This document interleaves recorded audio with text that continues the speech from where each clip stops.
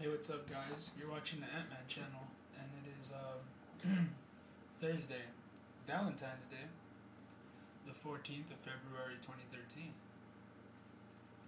I'm a day late on the news, by the way. I didn't read the news yesterday. I had been distracted by other things. See, I try to get my weekly routine. I always try to keep it, intact. I try to stay disciplined and make sure that I do what I'm obligated to do, which is, in my opinion, get this information out to you and do my routinely, workouts and all that. But sometimes stuff comes up and we just can't help it. Just like how, for example, everyone's so busy working, everyone that we know, everyone's so busy all the time that it's hard to get this information out and to get the people to understand it. Believe me, it took me about a year for me to really catch up on how everything has been turned on its head these days.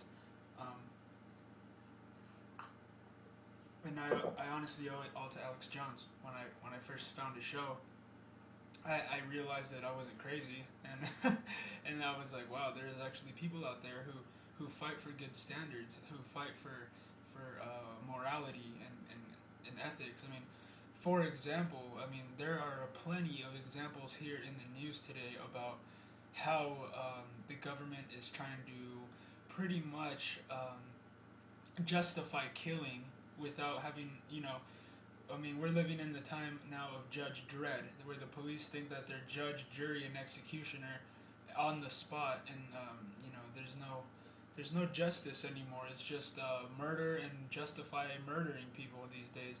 I just heard some video footage from the corporate horror media of the police officers that were in the shootout with ex-LAPD officer Christopher Dorner, and they had audio recordings of them saying, "Burn it down, burn the mother effer down, use the gas." I mean, it's bizarre, and the media didn't really.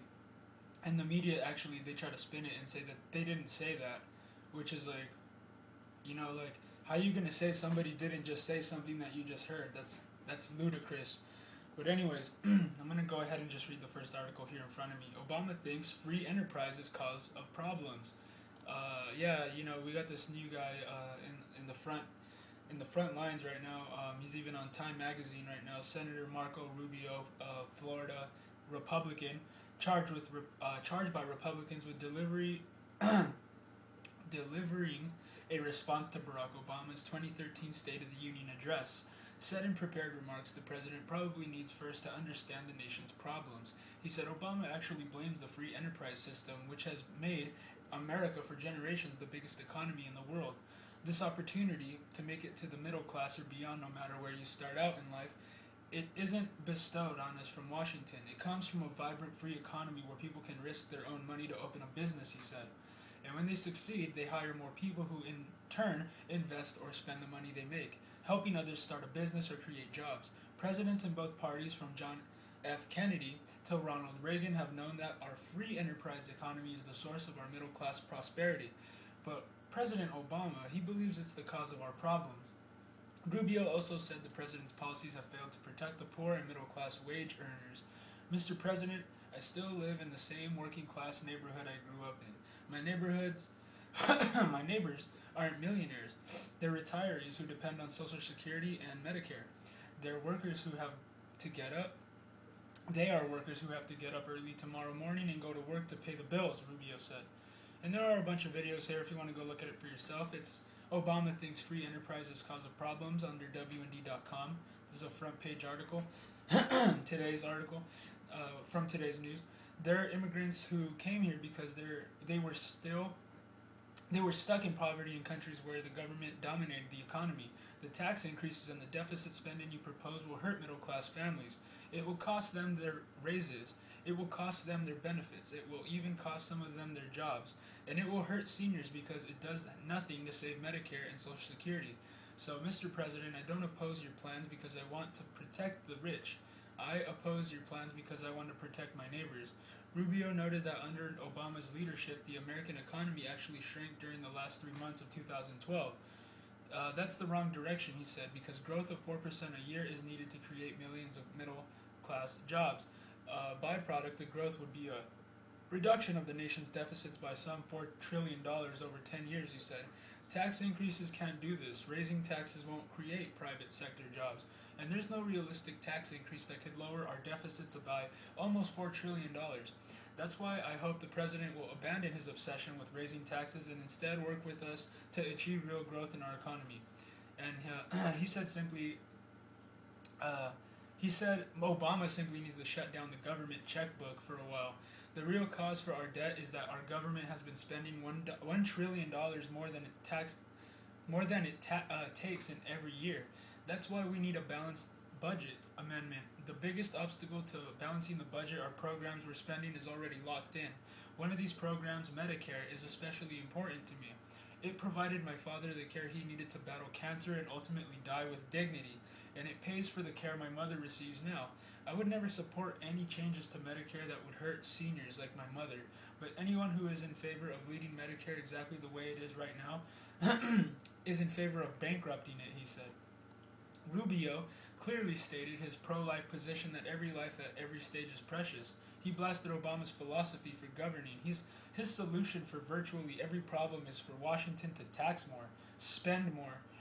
Rubio said Obamacare already is costing Americans their health insurance, their raises, and even their jobs. He proposes an updated immigration plan, a balanced budget, and more help for kids to pay for schools.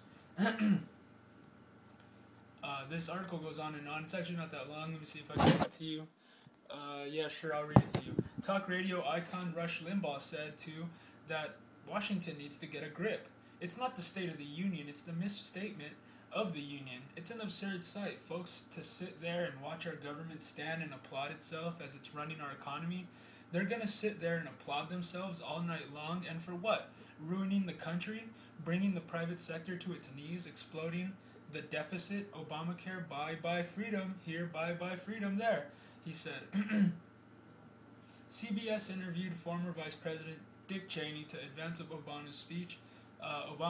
The former Wyoming congressman, and Obama appears to have an agenda aimed at hurting the U.S.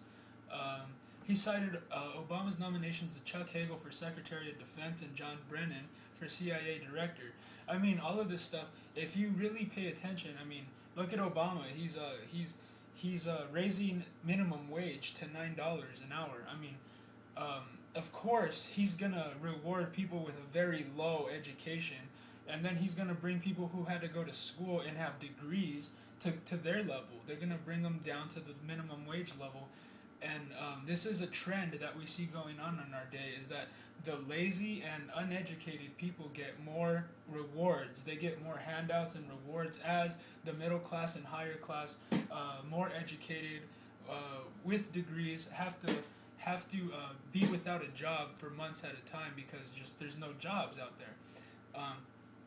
Let's see. He cited Obama's nominations just in the last week. Their performance in the front of the committees that haven't confirmed them has been pretty poor, he said, and that's, not my judgment. That's the judgment as well of seniors on both sides of the aisle. Cheney said Obama's choice would make for a second-rate national security team.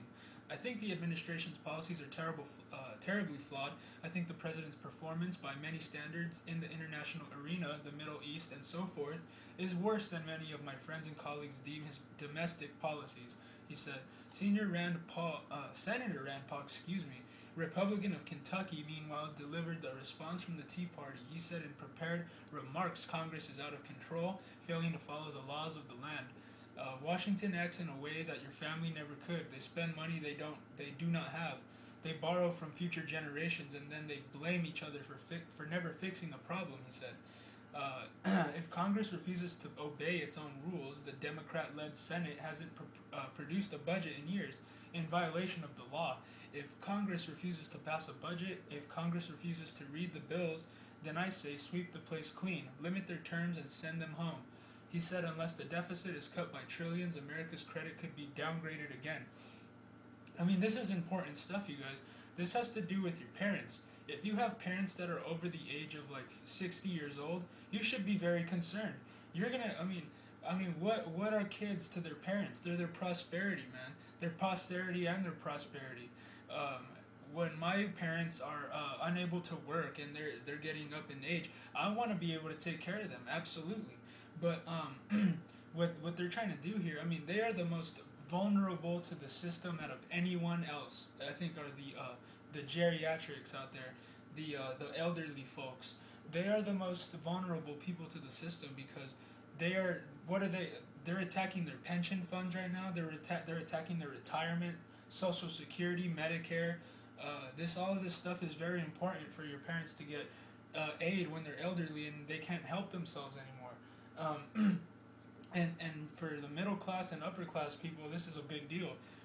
Of course, it's not for the lower class people. I mean, they're mostly the problem. Is the lower class people, because these are people who refuse to get a job. These are people who refuse to pull their own weight in society. These are people who put all of their burdens on everyone else. These are people who don't want to be educated about anything. So they're going to oppose you about everything and then cop out for every reason that they have. They're going to have to justify their laziness by copping out to everything that they can. But, you know, the lower class goons are the Obama supporters and just people who are a bunch of MTV brainwashed gangbangers. But anyway, if Congress refused to obey, there we go, we read that. Paul also called for work on the nation's existing immigration system, urging enforcement of laws and securing the borders. The path we are on is not sustainable, but few in Congress or in this administration seem to recognize that their actions are endangering the prosperity of this great nation, he said. He pleaded for common sense, proposing the U.S. end all foreign aid to countries that are burning our flag. Yeah, we're funding countries that hate us? That doesn't make any sense. This comes out of my paycheck? You know what I mean? Like, that doesn't make any sense. He said Obama should stop giving F-16s and Abrams tanks to Islamic radicals in Egypt. Big government debts keep the poor and sap savings of elderly. Paul said, the president offers you free stuff, but his policies keep you poor. He said he will propose a 5-year balanced budget soon. Lower taxes and less government are the keys to a revitalized economy, he said. Obama called for an amnesty program for illegal aliens and boasted that Obamacare already is cutting healthcare expenses. He called for a boost in the minimum wage and the creation of more jobs. He said the nation must do more on global warming and asked for expanded preschool offerings to reduce violent crime and strengthen families. A poll by Bing that tracked audience reaction throughout the speech shows Republicans and independents virtually united in their opposition, but Democrats, though more positive, also had an overall negative reaction. Well, when this stuff starts affecting you, of course you're going to have a negative reaction. The reason the Democrats have been falling for all of Obama's lies this whole time is because they don't really read between the lines. They don't really see the teleprompter that he's reading off. They don't really see the Islamist, Muslim radical that he really is behind the mask. And yeah, as soon as he starts affecting you and your family, you're not gonna want to support him now, are you? So you morons out there that want to keep going the way you're going, keep going the way you're going. I mean, there's really no point. I mean, Too Big to Fail thinks that they've already got you anyway, so you're just proving them right.